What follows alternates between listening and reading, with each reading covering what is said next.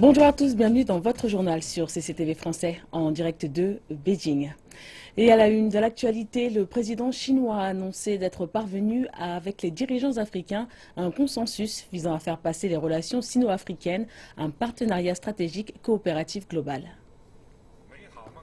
Xi Jinping a fait cette proposition lors de son discours pour la cérémonie d'ouverture du deuxième sommet du Forum sur la coopération sino-africaine de Johannesburg. Le sommet a approuvé la déclaration et les plans d'action de Johannesburg. Le président chinois a déclaré que ces deux documents représentaient un programme complet du développement futur des relations sino-africaines. Pour réaliser cette montée en gamme, les relations sino-africaines vont devoir se concentrer sur la mise en place des plans de coopération dans les domaines de l'industrialisation, du développement vert et des échanges interpersonnels. Xi Jinping a ajouté que la montée en gamme de relations allait injecter un nouveau souffle au développement complet des relations sino-africaines.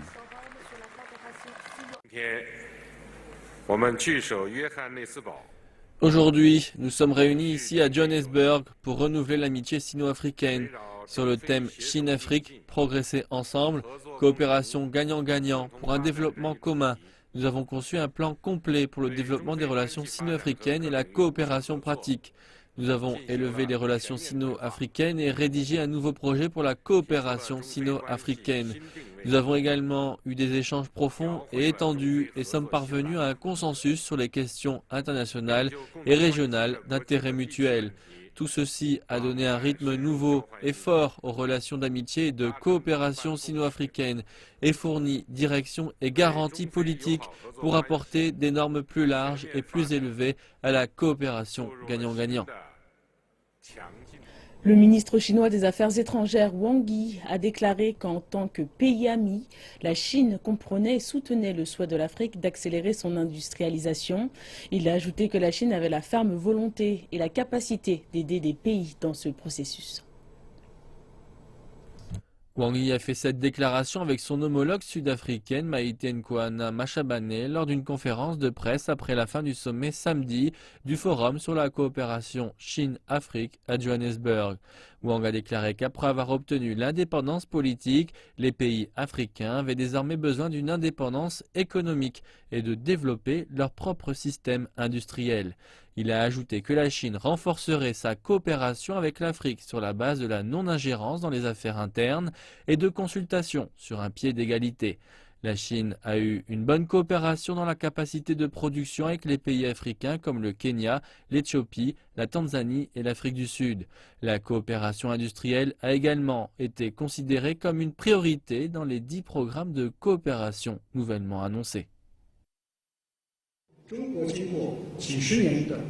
Après des décennies d'industrialisation, la Chine a accumulé une grande quantité de capacités de haute qualité, une technologie mûre et le soutien financier nécessaire.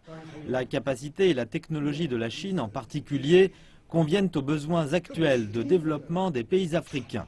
La Chine peut fournir des biens de haute qualité et pas chers et une technologie. Donc nous souhaitons et nous sommes qualifiés pour être un partenaire idéal de l'Afrique dans son industrialisation. Et afin de faire avancer les relations avec l'Afrique, le président Xi a également proposé 10 plans de coopération majeurs avec le continent lors de l'ouverture du sommet FOCAC. La commissaire de l'Union africaine pour les infrastructures et l'énergie a indiqué que les attentes sont grandes concernant cette collaboration. 10 plans sur lesquels la coopération Chine-Afrique va se concentrer dans les 3 prochaines années. Ils couvrent les domaines de l'industrialisation, de la modernisation de l'agriculture, des infrastructures, des services financiers, du développement écologique, du commerce et de la facilitation des investissements, de la réduction de la pauvreté, de la santé publique, des échanges de personne à personne et de la paix et de la sécurité. Afin de garantir leur succès, le président Xi annonce que la Chine a prévu de financer ces plans à hauteur de 60 milliards de dollars, une promesse applaudie par l'Union africaine. Je pense que la coopération de la Chine avec le continent africain est encore un pas en avant. Nous avons signé l'accord MOU avec la Commission de l'UA et le gouvernement chinois pour le développement de 3 réseaux routiers, ferroviaires et aériens, et les attentes sont élevées dans ces domaines. En plus de ce soutien financier, la Chine assiste l'Afrique avec des formations de jeunes talents et du soutien technique. Cette politique a aidé le continent africain à se constituer une réserve de talents.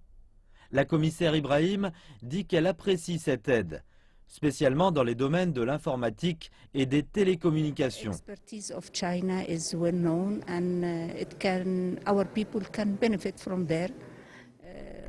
L'expertise de la Chine est bien connue. Nos peuples peuvent en bénéficier. Il est important d'échanger les informations et les expériences avec les autres dans le monde.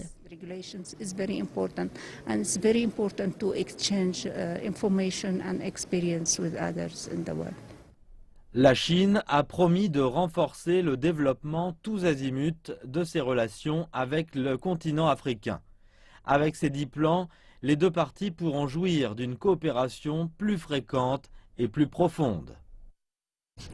Et autre sujet d'actualité, les négociateurs de 195 pays présents à Paris pour la conférence sur le changement climatique se sont mis d'accord sur un pacte pour réduire le réchauffement de la planète. Un projet d'accord sur le climat a été conclu. Après 4 années de pourparlers difficiles, les négociateurs de 195 pays ont finalisé un plan pour un pacte afin de réduire le réchauffement mondial. C'est une étape cruciale. Mais le projet est encore affecté par des centaines de questions non résolues. L'experte d'Oxfam de la politique sur le changement climatique dit que l'un des obstacles majeurs est encore la différence entre les rôles et les obligations des pays en développement et des pays développés.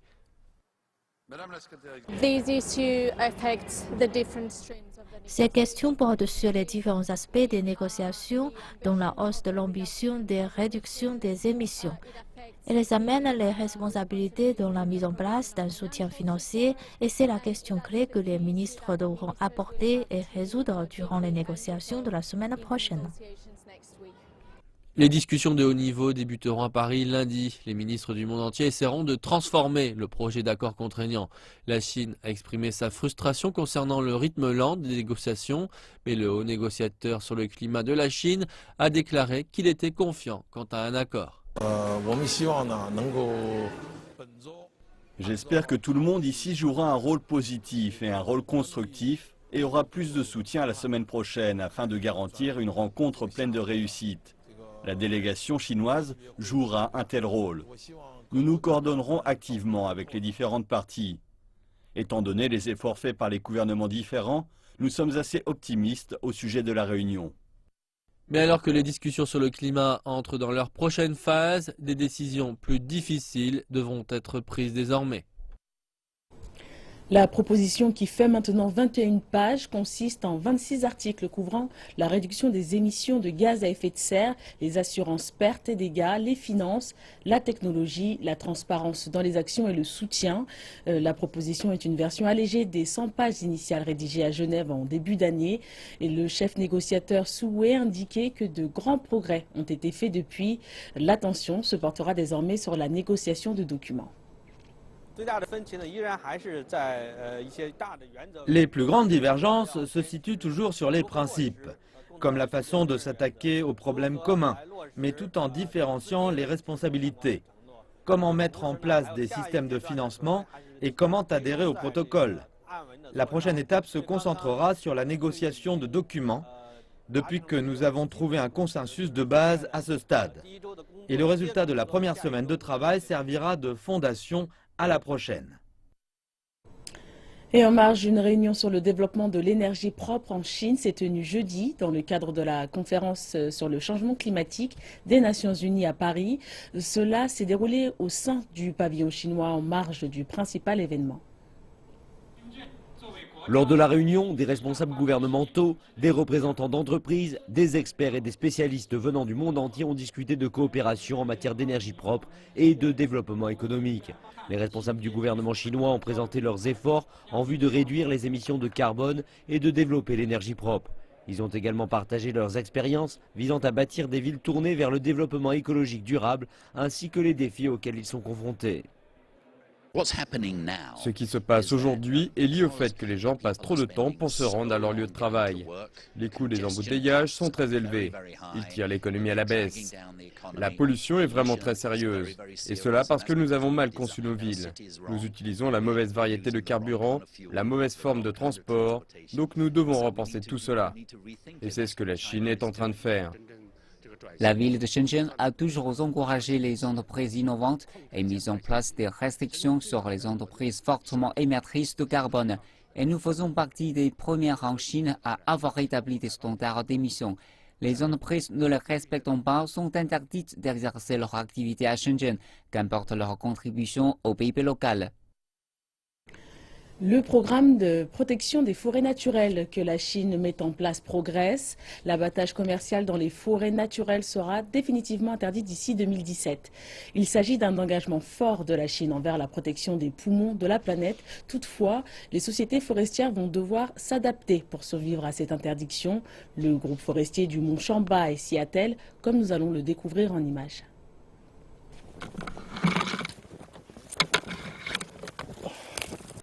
Cela fait près de 30 ans que Shou Wenguang est bûcheron. Mais cette année, il a dû remiser sa tronçonneuse car l'abattage commercial des forêts naturelles a été définitivement interdit dans le nord-est de la Chine. J'ai été bûcheron toute ma vie. Qu'est-ce que je vais faire après l'interdiction? Comment vais-je gagner ma vie? Les bûcherons n'ont pas beaucoup d'éducation. Nous nous sentons trop perdus et incompétents pour nous en sortir seuls. Ces bûcherons connaissent les forêts comme leur poche. C'est pourquoi certains d'entre eux ont été embauchés comme gardes forestiers. Je veux devenir garde forestier car j'ai coupé tellement d'arbres par le passé. Maintenant, je veux protéger ces arbres et les garder pour les générations futures. Car l'activité de garde forestier ne suffira pas à une société dont l'activité principale consistait en l'abattage et la transformation du bois. Le groupe forestier du Mont Chamba s'est vu attribuer 24 000 km² de forêt, soit l'équivalent de 80% de la Suisse. Il procède à une transformation de son modèle commercial et plutôt que d'abattre les arbres, il va tirer parti de ce qu'offre la forêt. Les industries vertes explosent. Ceci inclut la culture de champignons comestibles et médicaux dans la forêt. Les ouvriers fabriquent 1 million de sacs plastiques pour cultiver les champignons, en se servant de la biomasse des forêts. Les sacs seront distribués aux personnes vivant dans les forêts. Les ouvriers pourront faire pousser eux-mêmes des champignons et gagner plus d'argent. Et nous pourrons réaliser un chiffre d'affaires de 20 millions de yuan par an. Les zones forestières se voient de plus encouragées à développer le tourisme afin de créer des emplois au niveau local. Le lac Laolike est par exemple devenu célèbre pour ses paysages enneigés. La forêt ne sera ouverte au tourisme qu'en hiver afin de minimiser l'impact sur son écosystème. Les touristes, et en particulier ceux du sud de la Chine, se ruent sur ce monde féerique. Nous n'avons pas beaucoup de neige dans les villes. Nous sommes très contents de venir ici et je pense qu'il protège bien l'environnement. Je vais conseiller à mes amis de venir. La forêt reste la même, mais la mentalité des Chinois évolue.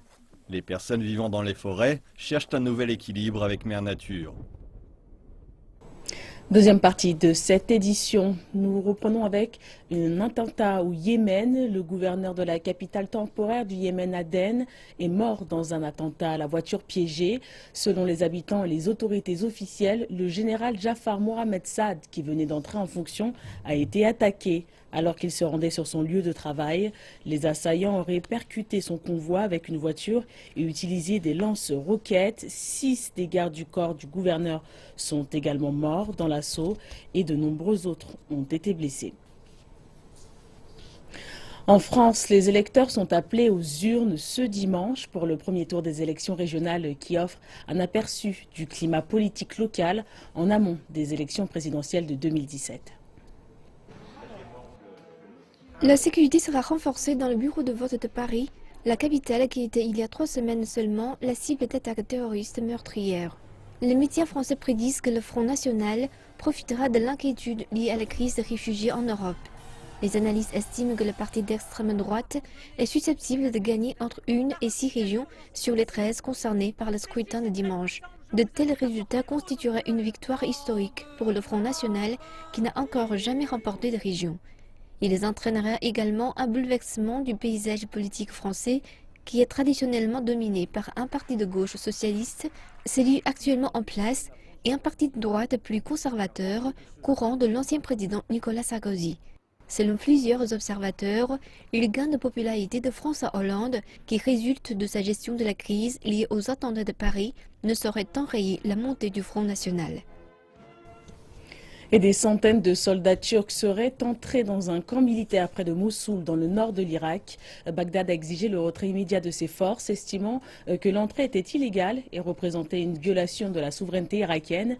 Mais le gouvernement turc a répondu que ces soldats avaient été envoyés dans le cadre d'une mission de formation de combattants en vue de lutter contre l'État islamique dans la région.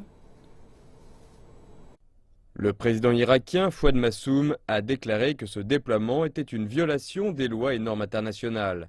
Il a ordonné que soient prises des mesures nécessaires pour protéger la souveraineté et l'indépendance de l'Irak.